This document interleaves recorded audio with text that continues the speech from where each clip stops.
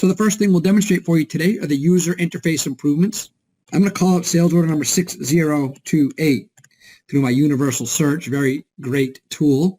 Allows me to access information very quickly. So here you'll see that I have sales order 6028. And one of the things you'll note is that the terminology on the tabs has been changed.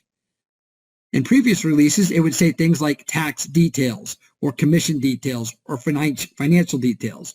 Well, we recognize that was redundant. So what we've now done is drop the word details where appropriate, except for on the details tab, of course, and then just give you a more direct description of each of the items. As mentioned earlier, we have now added an address tab, and on that tab, you will see things like the bill to address and the ship to address. So in addition, you'll see the ship to contact and the bill to contact. Now, this information was shared between the financial and the shipping tabs earlier. Well, because we've moved that information off of that tab, you'll see it's allowed for a cleaner, crisper look, if you will. In addition, on the financial tab, you'll see that we can track ownership information as well as other information as it relates to this particular document. And on the shipping tab, I, for one, can appreciate that this is not as busy as this tab had been in the past.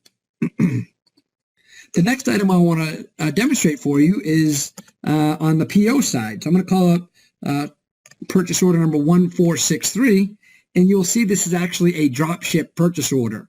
And given that it's a drop ship, there's a good chance it was actually for a customer. So maybe we're out of stock, so we're going to do a drop ship, and that's exactly what happened in this scenario. You'll see that it's related to sales order 6022, that's length, and then I can also see that the Acer laptop is represented by line number 1 on the sales order. All right, so it's great information right at our fingertips. Now, the next two pieces of information that I'm going to share with you, again, this is the functionality that's available throughout Acumatica. It used to say up here, save and close. It was the word, save and close, and this is how you would close the document out. But now I can do that through a keystroke, so some people don't like to reach the mouse. So we have provided keystroke functionality here to close out. But then also the other thing I can do is if you look up here, if I click on this purchase orders, it's actually going to be a direct connect back to the generic inquiry for purchase orders.